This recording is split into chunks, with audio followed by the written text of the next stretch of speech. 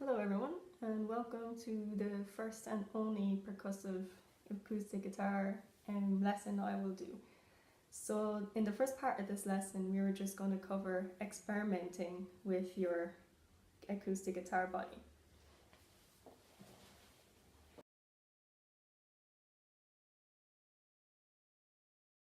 So now, since I've got my guitar, so what we're going to do is just explore your guitar to find a nice sort of bass and a nice snare sound. So for the duration of this lesson I'm going to be working with here and here, but it's good to take this time to actually just experiment with your guitar and get comfortable with making the transition between the bass and the snare and different parts of your guitar. So there's one sound which you can make here. There's some people I know that also play it around here, so this is going to be very uncomfortable for me, but you can see here, so you can see it creates a different type of sound as well depending on where you play it, because there's much more sort of space here on the inside here, which creates more of a reverberation sound. So even difference between when you hit it here and when you hit it here is very different, but it creates kind of a nice sound. You can also create cymbal-y sort of sounds. So like some people, including myself, play this, or even here. But just take a bit of time to feel comfortable, first of all, with playing those in a way that feels comfortable, that doesn't injure your arm. And also to make a transition between the bass and the snare in a sort of fluid motion.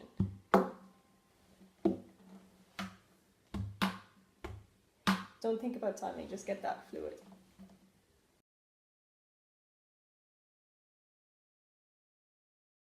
So sometimes it helps me to visualize what it is I want to play.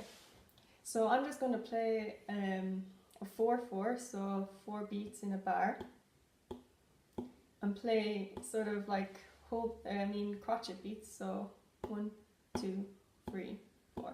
So just hit on each beat. Quite a simple one. So here's my bass line and my snare line. So if you remember, the first part of the lesson was to try and identify those two sounds that you like, and we're going to experiment with them just doing 1, 2, 3, 4. So bass, snare, bass, snare. So bass, snare, bass, snare.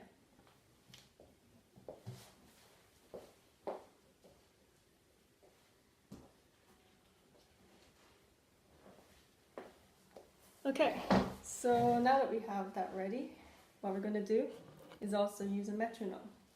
Now, if you're like me, I don't actually have a physical metronome, but you can get an app that has a metronome on it on both Android and iOS. I have an Android phone. So just start off with something very slow.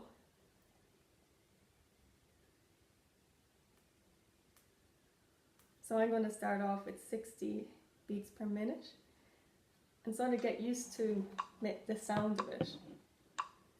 1, 2, 3, 4. 1, 2, 3, 4. 1, 2, 3, 4. 1, 2, 3, 4. 1, 2, 3, 4. 1, 2, 3, 4.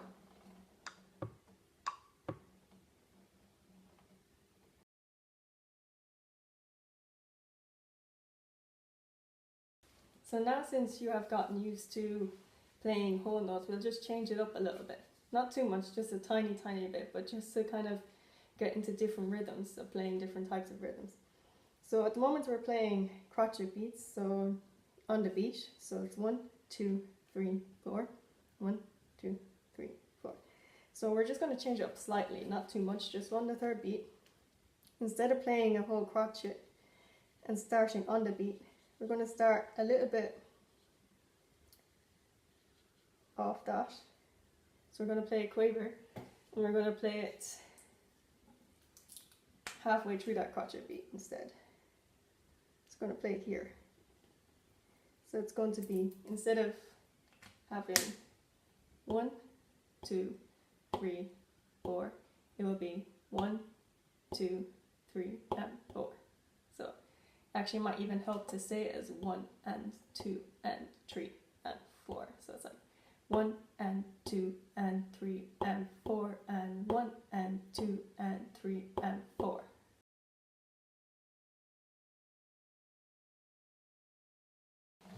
So we're going to take that same slow beat and try to get used to saying that. 2 and 3 and 4 and 1 and 2 and 3 and 4 and 2 and 3 and 4 and 1 and 2 and 3 and 4. 1 and 2 and 3 and 4 and 1 and 2 and 3 and 4. So just, you can even play around with that a bit more and try to do different types of rhythms, but the idea is to try to sort of get used to your hand in that fluid motion.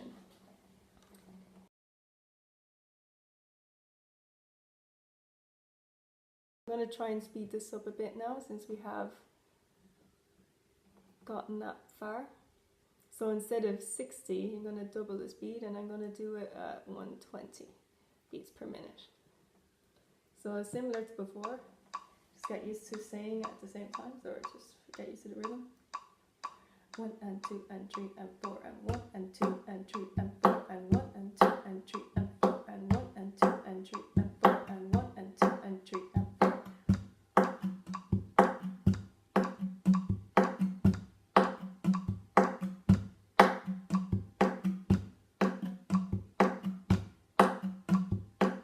Get used to it.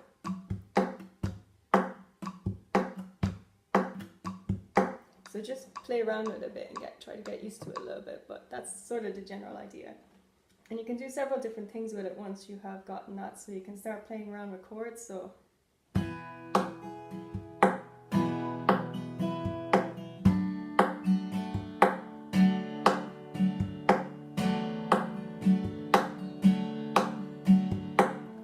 and just play around with it a little bit. So try to get used to also the hand movement as well as the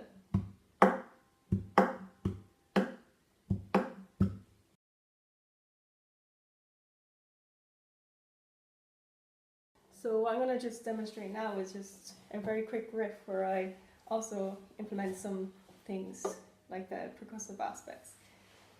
Just to show you the type of things that you can do. So you can compromise as well with this hand using pull-offs and stuff like that. So this is sort of like a riff that I probably heard somewhere, but I like using it as an exercise to build my fingers up. So we'll just get used to that. So it's got something like, and it's kind of a nice rhythm, but it's kind of rock and rolly, kind of got a cool feel.